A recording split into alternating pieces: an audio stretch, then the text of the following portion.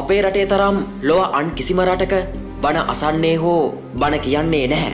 ඒ බව සක්සුදක්සේ පැහැදිලි. හන්දියක් ගානේ වෙහෙර විහාර, හින්දු කෝවිල්, කතෝලික දේවස්ථාන, මුස්ලිම් පල්ලිවලින් අඩුවක් නම් නැහැ. ගුවන් විදුලියේ, රූපවාහිනියේ අලුයම සිට මධ්‍යම රාත්‍රිය දක්වාද ධර්මය දේශනා කරනවා. ලංකාවේ ඉන්න දේශපාලඥයෝද උදේ දවල් කියන්නේ බණ දේශනා ගැන. එහෙත් අවාසනාවක තරම දල වශයෙන් දිනකට මිනිමැරුම් 2ක් සිදුවන්නේද? කිරිබොන අතදරුවාගේ සිට වයස අවුරුදු 90 මැහැල්ල දක්වා දිනකට සිව් දෙනා බැගින් ලිංගික අපයෝජනයට ලක්වන්නේද?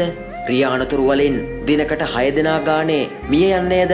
මෙතරම් දහම් දෙසන, දහමෙහි හැසිරෙන ධර්මද්වීපයේ වීම අවාසනාවන්ත කරුණක්. එවන් වාතාවරණයක් තුල ඔබට මෙය ඊටා වැදගත් කතාවක් නොවන්නට පුළුවන්. අහිංසකයින් තලා පෙළෙන ම්ලේච්ඡත්වය රටේ ආශ්චර්යද කියා ඔබ සිටිය යුතු කාලය එළඹැත. මේ මවගේ කතාවට සවන් දෙන්න. ඇය හික්කඩුව පදිංචි දරුවන් 3 දෙනෙකුගේ මවක්.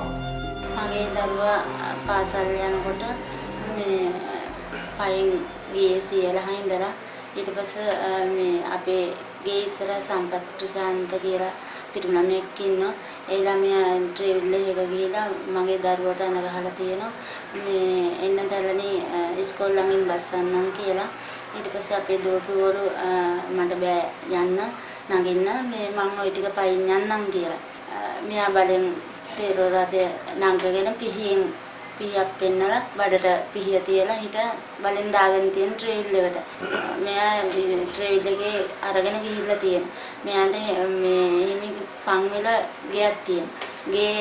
ඒ ගෙදරට තමයි එකන් ගිහිල්ලා තියෙන්නේ. ඊට පස්සේ ඒ සම්පච්චියන ළමයිගේ ගෙදරට ගිහිල්ලා මෙයා දොර දොබේ හරින් මෙයා මේ පිටිපස්සේ පැනලා ආපස්සට දුවන් ඇවිල්ලා පාර යන මිනිසෙක් මේ මොටර් සයිකලයකින් ඇවිල්ලා එපාර කවලු මම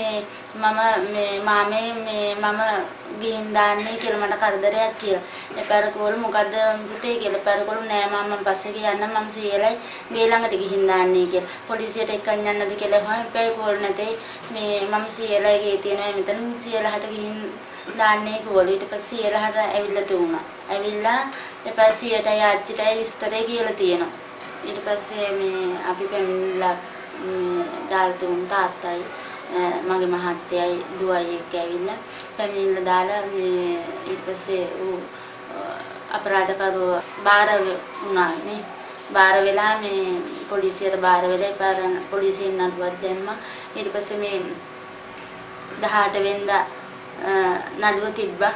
නඩුව තියන අතරේ අපේ දුවගෙන් සාක්ෂි ගත්තා. මගේ දරුවගෙන් අහලා තියෙනවා මේ අම්මා වෙනුවෙන් දේවල් වලට යොමු කළා නේද?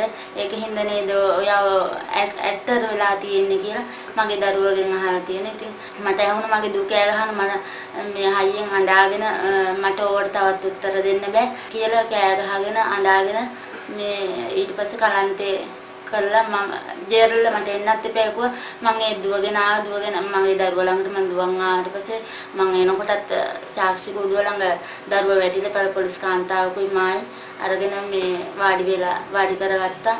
දරුවට එහෙම කියන අතරේ මිනිස්සු ඔක්කොම මේ hina වුණාලු. දරුවා කිව්වා hina වුණා මිනිස්සු hina වුණ පොලිසිය ඔක්කොමයි hina වුණේ කියලා. මට බෑ යන්න මම එක්කන් එන්න එපා තවත් මේ මට යන්න බෑ උසාවි කියලා කෑ ගැහුවා ඇඬුවේ ඉඳගෙන.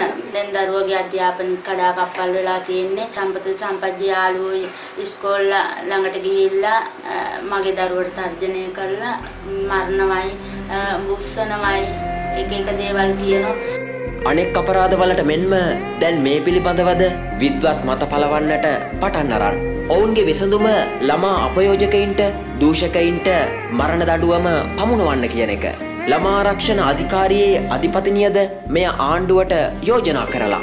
එංගලන්තයේ ප්‍රධාන බෞද්ධ විහාරය වන තේම්ස් බෞද්ධ මධ්‍යස්ථානයේ නායක ළමුන් අපයෝජනයට ලක් කිරීම ගැන දීර්ඝ නඩු විභාගයකින් පසුව දඟගෙට යවුවා. මීට පෙර ඒ චෝදනාවටම කතෝලික පූජකවරුන් දඟගෙට යවා තිබුණා. අපේ රටේ විද්වතුන් කියා ගන්න අය ළමා අධිකාරියේ අධිපතිනිය ඇතුළු නිලධාරීන් පවතින තත්ත්වය වසන් කරලා සිංහලයාව මෝඩයා කරනවා. ඇත්ත කියන්නේ නැහැ. ගැහැණු පිරිමි ළමුන් ආරක්ෂා කරන්න බැරි වෙලා තියෙන්නේ කාගෙන්ද? ස්ත්‍රීන් දූෂණය කරන්නේ කවුරුන්ද කියලා කියන්න බයයි. ඒ තනතුරු ගහලයයි කියලා.